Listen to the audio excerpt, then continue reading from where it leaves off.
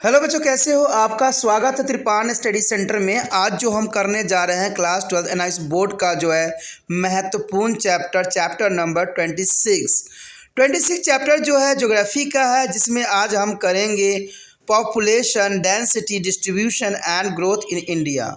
ये चैप्टर काफ़ी महत्वपूर्ण है, क्योंकि भारत जनसंख्या और घनत्व वितरण तथा वृद्धि काफ़ी महत्वपूर्ण रखता है। और ये टॉपिक कई मानने में जो है हर एक क्लास के बच्चों के लिए महत्वपूर्ण रहेगा, चाहे वो सीबीएसई में पढ़ते हो, चाहे एनआईएस बोर्ड में पढ़ते हो, चाहे यूपी बोर्ड के बच्चे हो, चाहे बिहार बोर्ड के बच्चे हो, चाहे जो बच्चे कंपटीशन में तैयारी कर रहे हैं उनके लिए भी महत्वपूर्ण होगा। ठीक है। और इसमें जो है हम हर एक पहलू पर प्रकाश डालने की कोशिश करेंगे और जानेंगे, समझेंगे कि जनसंख्या क्या होती है, उसके घनत्व, वितरण और वृद्धि के विषय में विस्तारपूर्वक चर्चा करेंगे।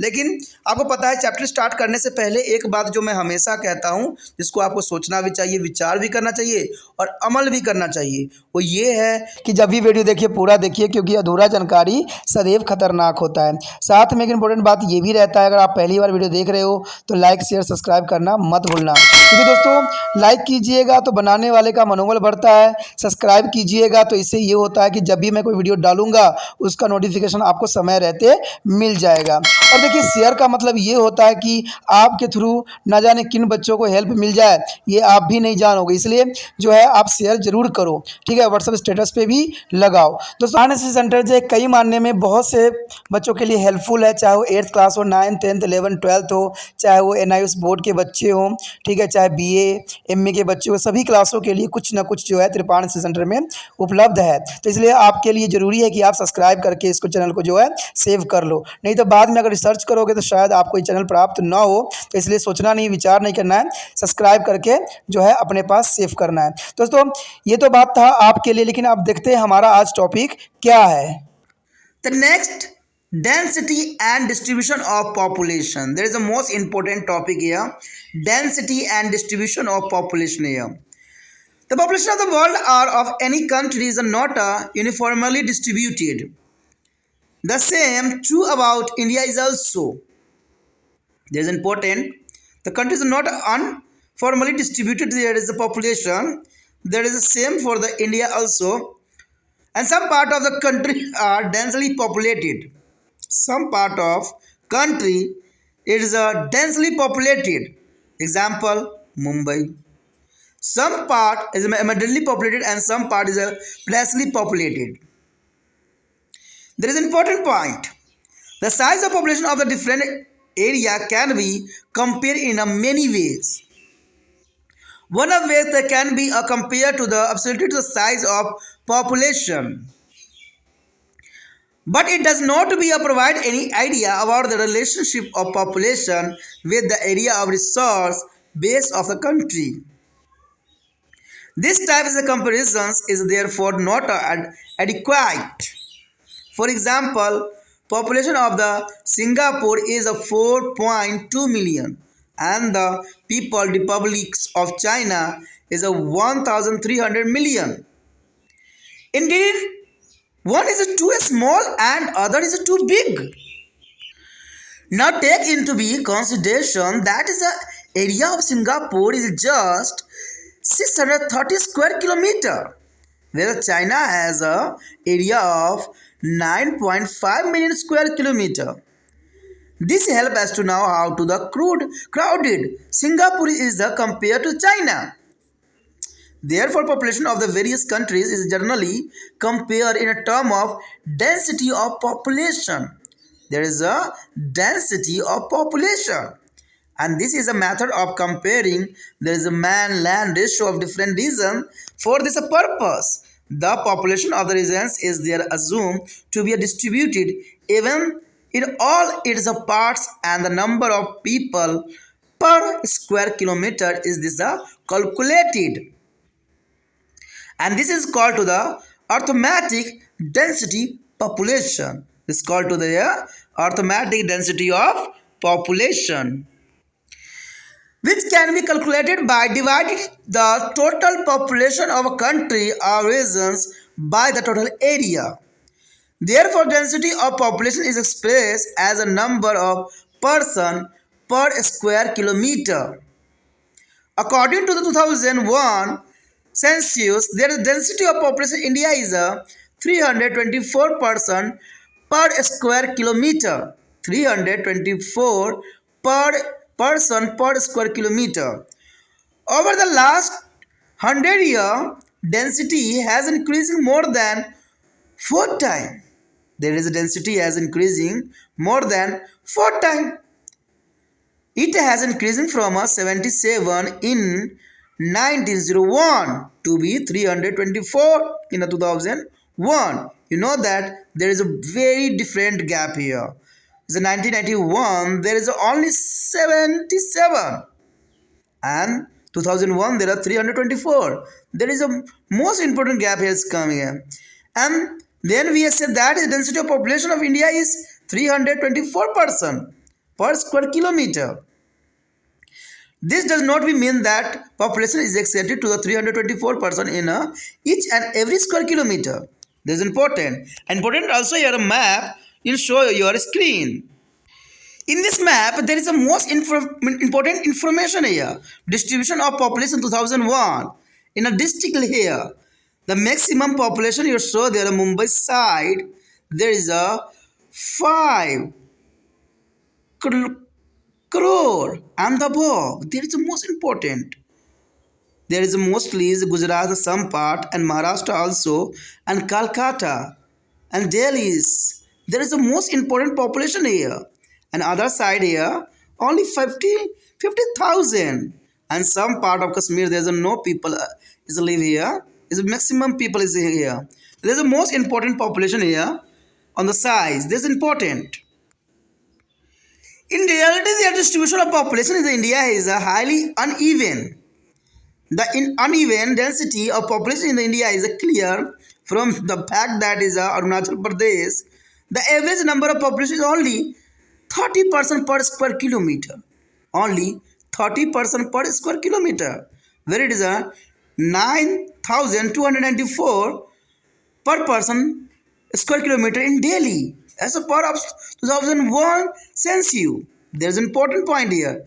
Is a per square kilometer is a 9,294 in a Delhi. There is a very large density on this side of Delhi. The most important factor arrive here. There is important in this box. There is a pointable note here. There is an important point. A comparison of population of different country or regions become more meaningful if it is done by the comparing the average density of population of each area. And this is expressions of man-land ratio here. The density of population can be expressed as density is equal to total number of people of country upon total area of country. There is density. Total number of people of the country and total number of area of the country. That is called density. अगला point आया है अत्यंत महत्वपूर्ण, जनसंख्या का घनत्व तथा वितरण। देखिए जनसंख्या का आखिर वितरण कैसा है और इसकी घनत्व कैसे है, यानी डेंसिटी कैसी है, तो इसी के विषय में हम यहाँ पर चर्चा करेंगे कि संसार की जनसंख्या अथवा किसी भी देश की जनसंख्या उसका सभी भागों में सामान्य रूप से वितरित नहीं है। और ये जनरली भारत में देखने को मिला है, क्योंकि हमने जब जलवायु देखा किया था चैप्टर, उसमें हमने सारी बात पर एनालाइज किया था कि भारत की जलवायु सबसे बड़ा इसका कारण बनता है, क्योंकि जिस क्षेत्र में सही जलवायु होता है, कंडीशन फेवरेबल होता है, उसमें जनरली सी बात जनसंख्या अधिक निवास करती है। और भारत में देखने को मिला भी है, कहीं अधिक बरसात का क्षेत्र है तो कहीं अधिक गर्मी का क्षेत्र है तो कहीं बर्फ़ के क्षेत्र है। तो इसीलिए जो है इतनी जनसंख्या में जो है काफ़ी अंतर देखने को मिला है। भारत के लिए भी यह तथ्य लागू होता है। और देश के कुछ भागों में धनी जनसंख्या है तो कुछ भागों में मध्यम जनसंख्या है तो कुछ भागों में विरल बसे हुए हैं। और इस बात को जो मैप भी देखिएगा तो मैप में भी बताया गया है। वही अगला पॉइंट हमारा मैप है। चलिए मैप पे देखते हैं क्या है। और इस मैप में अगर आप देख रहे होगे तो सारी बातें एकदम क्लियर है। अब देखिए सबसे अधिक जनसंख्या जो है महाराष्ट्र के आसपास दिख रहा होगा, जो मुंबई के क्षेत्र पड़ता है, और वहाँ पर जनसंख्या सबसे अधिक है। दिल्ली को भी देखिए, वहाँ पर भी थोड़ा ब्लैक हो रखा है। दिल्ली में कहते हैं कि पर किलोमीटर के हिसाब से 9,000 से ऊपर व्यक्ति रहते हैं, क्योंकि ये सारे क्षेत्र कुछ महत्वपूर्ण क्षेत्र हैं जहाँ पर अधिक आबादी बसी हुई है। इवन कि अगर आप देख रहे हो कलकत्ता साइड भी ऐसे ही देखने को मिलेगा आपको, और गुजरात में भी ऐसा देखने को मिल रहा है। तो आप समझ सकते हो कि इन क्षेत्रों में जनसंख्या अधिक क्यों है, क्योंकि यहाँ फैसिलिटी होगी, यहाँ पर रोजगार मिलता होगा। इसलिए जनसंख्या जो है गांव को छोड़ के वो शहरों में निवास करने लग जाती है। और ये सारी बात एक नीतियों के अंतर्गत आता है। कहते हैं अगर उनको आसपास ही अगर जॉब मिल जाए तो उनको दूर जाने की आवश्यकता नहीं होती है। बड़े बड़े शहरों में सब प्रवासी होते हैं जो गाँव से आके अपना जीवन यापन करने के लिए शहरों में बस जाते हैं। तो ये क्यों होता है? क्योंकि गाँव में उनको जॉब प्रोवाइड्स नहीं होते हैं, ठीक है, उनको रोजी रोटी नहीं मिलता है, उनको कहते हैं मेडिकल की सुविधाएं नहीं मिलती है, ट्रांसपोर्ट की सुविधा नहीं मिलती है। सरकार सिर्फ टाल ठोकती है कि हम हर चीज़ में सुविधाओं में जो है विकास कर चुकी हैं, लेकिन देखा जाए कि अभी कोई विकास नहीं हुआ, किसी क्षेत्र का ढंग से नहीं हो रहा है विकास। आप तो अगर इतना भी देखिएगा, कोई क्षेत्र में अगर आप रहते होइएगा तो वहाँ पर देखिएगा तो और कोई रोड बन रहा है ना, तो कम से कम 2-5 साल लग जाएगा रोड बनने में। कहीं कोई पुल बन रहा है तो उसको कहते हैं पुल तो कभी बनेगा ही नहीं, बन भी जाएगा तो कभी फिनिशिंग होगा ही नहीं उसको। तो ये भारत की विडंबना है जो कि गलत है। कहते हैं जो भी कार्य मिलता है उसको सुचारू रूप से करना ही महत्वपूर्ण होता है। गांव की तो हालत और भी खस्ता है। अगर आप जाइएगा ना किसी रोड पे तो लगता है कि जैसे गाड़ी डिस्को कर रही है। तो ये गलत सिस्टम है। सरकार को हर क्षेत्र को अच्छा बनाना चाहिए। क्या सरकार के पास पैसा नहीं होता? इतने जो है आम लोगों के टैक्स में वृद्धि कर रखी है, इतने जो है सामानों पे जो है पैसे बढ़ा रखी है, तो सरकार इन नीतियों की तरफ ध्यान नहीं देती है। और कई क्षेत्रों में तो देखा जाए करप्शन भी बहुत जो है अपना घर कर रखा है। कहते हैं सरकार अगर इतने पैसे अगर इशू करती है तो सबसे पहली बात तो जहाँ तक काम तक पहुँचते पहुँचते वो पैसे बहुत ही कम जाते हैं और कमते भी हैं, और साथ में वो काम उस समय नहीं होता है, 1-2 साल के बाद होता है काम शुरू। क्यों? क्योंकि उन पैसों से उनको ब्याज जो खाना होता है। तो ये सारी बातें जो है भारत के विकास के फेवर में नहीं है। तो इस बातों को शायद ध्यान देने की आवश्यकता है। अगर दोस्तों अगर देश की भलाई चाहते हो, जितना कहते हैं समझ हो ज़रूरी है, उतना ही ज़रूरी देश की विकास भी ज़रूरी है। और जब तक भारत की विकास नहीं होगा, हर व्यक्ति का विकास नहीं हो सकता है। विभिन्न क्षेत्रों में जनसंख्या के आकार की तुलना में कई तरीके से की जा सकती है। देखिए, विभिन्न क्षेत्र की जनसंख्या के आकार की तुलना कई तरीकों से की जा सकती है। इसमें से एक तरीका यह है कि विभिन्न क्षेत्रों की पूरी जनसंख्या के आकार की तुलना करना। परंतु इस विधि में जनसंख्या तथा उस क्षेत्र तथा प्रांत के क्षेत्रफल अथवा उसके आधार साधनों के बीच के संबंधों के बारे में कुछ भी हमें नहीं जान सकते हैं। तो ये चीज़ें काफ़ी महत्वपूर्ण बात आता है। कहते हैं जनसंख्या के तुलना आकार की तुलना करना कई मायने में कई रूपों से किया जा सकता है। अंत क्षेत्र के बीच तुलनात्मक अध्ययन जो है गुमराह कर सकता है। तो ये काफ़ी महत्वपूर्ण है, गुमराह भी किया जाता है। जनसंख्या स्वरूप सिंगापुर की जनसंख्या जो है 42 लाख है और चीन की जनसंख्या जो है 1 अरब 30 करोड़ है। कहते हैं 1300 मिलियन है, यानी सिंगापुर का क्षेत्रफल मात्र जो है 660 वर्ग किलोमीटर है, जबकि चीन का अगर क्षेत्रफल देखें तो 95 लाख वर्ग किलोमीटर है। एक इतना छोटा और दूसरा इतना विशाल, इससे स्पष्ट है कि चीन की तुलना में सिंगापुर में कितना भीड़ भाड़ हो वाला है। यानी देखा जाए तो सिंगापुर काफ़ी भीड़ वाला क्षेत्र माना जाएगा, और इसलिए विभिन्न देशों की जनसंख्या की तुलना सामान्यतः उन देशों की जनसंख्या के घनत्व के रूप में की जा सकती है।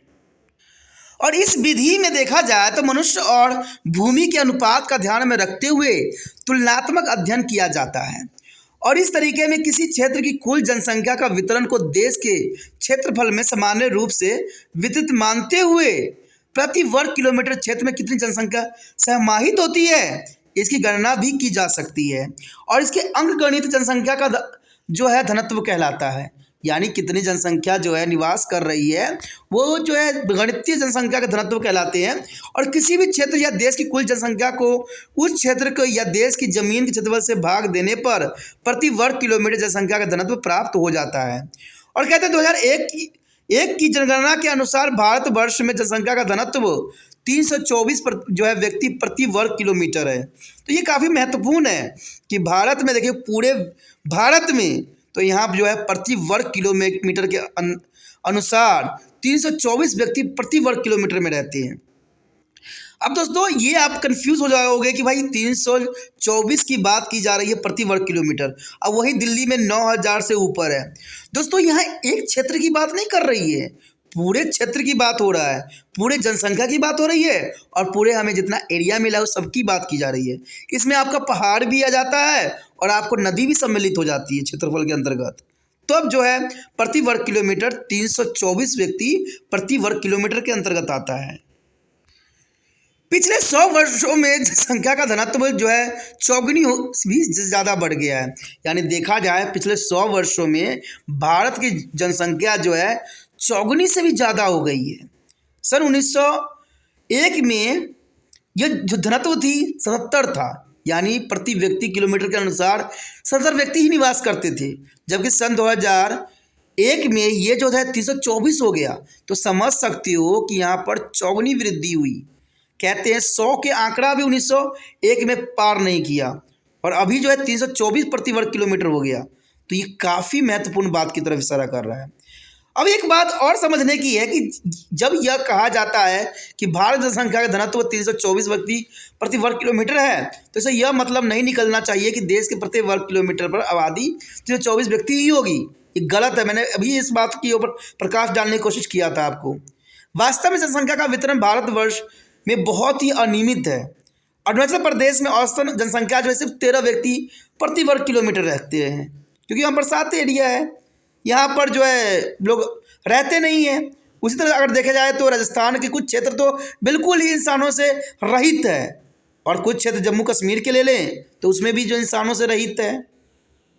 और वही बात करें 2001 की गणना के अनुसार दिल्ली की जनसंख्या की गणना करें तो 9,294 प्रति व्यक्ति किलोमीटर में रहते हैं।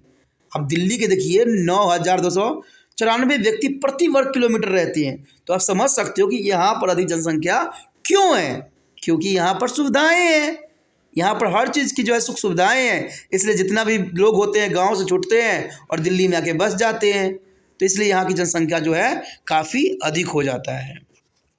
और काफ़ी महत्वपूर्ण बात भी रहता है। देखिए इस बॉक्स में भी काफ़ी महत्वपूर्ण बात को दर्शाया गया है, जिसको सारांश के रूप में देख सकते हो। और ये पॉइंट नोट करने वाली होती है, तो इसके लिए सोचना नहीं है, नोट कर लीजिए। पॉइंट काफ़ी महत्वपूर्ण रहेगा, क्योंकि कहते हैं अगर छोटी बातें पता हो तो बड़ी बात ऑटोमेटिक दिमाग में आ जाता है। तो ये पॉइंट भी नोटेबल है, जिसको नोट करना चाहिए। कहते हैं विभिन्न क्षेत्र अथवा देश की जनसंख्या का तुलनात्मक अध्ययन जो है सर्वथा एवं उचित तभी हो सकती है जब उन देशों की जनसंख्या के औसत घनत्व की आधार मानकर अध्ययन किया जाए। तो ये काफ़ी महत्वपूर्ण है कि किसी कहते हैं विभिन्न क्षेत्रों अथवा देशों की जनसंख्या का तुलनात्मक अध्ययन सार्थक एवं उचित तभी हो सकती है जब उन देशों की जनसंख्या औसत घनत्व का आधार मानकर अध्ययन किया जाए। दूसरी बात इसी तरफ इशारा कर रहा है कि घनत्व से व्यक्ति और भूमि के बीच में अनुपातिक संबंध का बोध होता है। घनत्व से जो है व्यक्ति और भूमि के बीच अनुपातिक जो है संबंध का हमें बोध होता है। किसी क्षेत्र अथवा देश की जनसंख्या के घनत्व को इस प्रकार व्यक्त कर सकते हैं, यानी एक फार्मूला है जिसको आपको नोट कर लेना चाहिए। ये एक फार्मूला है जिसको आपको नोट करना चाहिए। किसी घनत्व का क्या होता है, देश की कुल जनसंख्या अपॉन देश की सकल कुल भूमि का क्षेत्रफल। तो ये काफ़ी महत्वपूर्ण रखता है बात, और इसको आपको नोट कर लेना चाहिए कि देखिए देश की कुल जनसंख्या जो होती है उसको और देश की कुल भूमि क्षेत्रफल है उसको हम डिवाइड करते हैं, तब हमें जो है डेंसिटी प्राप्त होती है। तो ये काफ़ी महत्वपूर्ण बात है, और ये डेंसिटी निकालने का सबसे अच्छा फार्मूला है, जिसको कॉपी पे नोट कीजिएगा, तभी जो है समय रहते आप इसको सोल्यूशन भी कर सकिएगा। और ये महत्वपूर्ण बात है। दोस्तों इस टॉपिक में हमने जो है धनत्व के विषय में विस्तार पूर्वक जाना, और आप तो समझ ही गए होंगे धनत्व का मतलब क्या होता है कि भारत में विषम परिस्थितियां होती है, तो सभी लोगों को जो है एक जगह निवास करना संभव नहीं होता है। तो इसलिए जो धनत्व इतनी डिफरेंस दिखता है। देखा जाए तो आज जो धनत्व है 2001 की जनगणना के अनुसार 324 है। तो 324 ही प्रति व्यक्ति वर्ग किलोमीटर में रह रहे हैं। तो इसमें सारे कुछ इंक्लूड है, चाहे वो पहाड़ हो, पर्वत हो, चाहे राजस्थान हो, चाहे बरसात के इलाका हो, चाहे ठंड के इलाका हो, सभी को लेके क्षेत्रफल लेके हम ऐसे निकालते हैं, तब 324 आता है। तो ये काफ़ी महत्वपूर्ण बात यहाँ पर हमने विचार किया, जानने की कोशिश किया और समझा भी है। आगे का टॉपिक और भी महत्वपूर्ण है, तो आप इसी तरह कृपाण स्टडी सेंटर के साथ बने रहें। ठीक है, कहते हैं अगर आपको इस बातें सब अच्छी लगी, समझ में आया, तो जितना हो सके इस वीडियो को शेयर करना है, और आप शेयर करके ही कृपाण स्टडी सेंटर का हेल्प कर सकती हो। और शेयर करने के लिए कुछ नहीं करना है, यूट्यूब से लिंक को कॉपी करना है और व्हाट्सएप स्टेटस पे लगा देना है। जिन बच्चों को देखना होगा देखेंगे, जिनको समझना होगा समझेंगे, क्योंकि ज्ञान की बातें कहते हैं ना, ज्ञान की बातों को प्रसार करने में पीछे रहना नहीं चाहिए और बुरी बातों को आगे बढ़ाना नहीं चाहिए, क्योंकि यही सभी व्यक्तियों का उद्देश्य होना चाहिए। ज्ञान की बातें हों, जितना प्रसार करो उतना फ़ायदा है। गंदी बातें अगर प्रसार करोगे तो ये आलोचना का शिकार हो जाओगे। आलोचक होगे तो ऐसा कभी भी हमें नहीं करना चाहिए। गलत बातों को हमेशा कभी भी नहीं फैलाना चाहिए। अच्छी बातों को जितना हो सके शेयर करना चाहिए, इससे दूसरे बच्चों तक अच्छे ज्ञान का प्रसार हो। ठीक है, कहते हैं अगर पहली बार वीडियो देख रहे थे तो चैनल को जरूर सब्सक्राइब कर लीजिए, क्योंकि जब तक चैनल को सब्सक्राइब नहीं कीजिएगा आगे आने वाला वीडियो का नोटिफिकेशन नहीं मिल पाएगा। और हो सकता है कुछ अच्छे वीडियो से आप अनभिज्ञ रह जाए। ठीक है, क्या पता आपके सिलेबस का हो। और कहते हैं सभी क्लासों के बच्चों के लिए महत्वपूर्ण ये टॉपिक रहता है, क्योंकि जिसके सिलेबस में जनसंख्या है वो काफ़ी महत्वपूर्ण टॉपिक है। यहाँ पर ये डिपेंड नहीं करता कि किस क्लास का है, डिपेंड करता कि टॉपिक क्या है। दोस्तों हर एक क्लास में टॉपिक वही रहती है। ठीक है, सिर्फ जो होता है आपका वहाँ पर बोर्ड का नाम चेंज हो जाता है। ठीक है, चाहे आप जिस मर्जी बोर्ड में पढ़ते हो, अगर आपके टॉपिक में ये रहता है तो महत्वपूर्ण रहता है। और चैनल को सब्सक्राइब नहीं कीजिएगा तो आप कोई भी वीडियो रिसर्च कीजिएगा तो शायद तिरपान स्टडी सेंटर नज़र भी ना आए, क्योंकि मैं जानता हूँ ये बहुत मुश्किल कार्य है, हम भी देखते हैं। इसलिए चैनल को सब्सक्राइब कर लीजिए। सब्सक्राइब कीजिएगा तो आपको होम पेज मिल जाएगा, और होम पेज पे सारे वीडियो जो है एक लाइन से उपस्थित है, जहाँ से आप विचारों को सोच सकते हो, समझ सकते हो। ठीक है, और आपके लिए जो ये प्रावधान जो है प्लेलिस्ट का वो भी महत्वपूर्ण है। प्लेलिस्ट में आप देखिएगा यहाँ पर चैप्टर के अनुसार, सिलेबस के अनुसार, क्लास के अनुसार सारे वीडियो उपलब्ध है, और 8th क्लास से लेके MA तक बच्चों के लिए है। ठीक है, और साथ में एक बात नहीं भूलना है, शिकायत हो, कुछ कहना चाहते हो, कुछ राय विचार देना चाहते हो, कुछ बदलाव चाहते हो, ठीक है, कोई भी सुझाव हो जरूर कीजिए, क्योंकि कमेंट नहीं कीजिएगा तो कहते हैं अच्छाई का पता नहीं लगता और समझ नहीं आती है। इसलिए जितना हो सके कमेंट कीजिए, ये ज़रूरी है।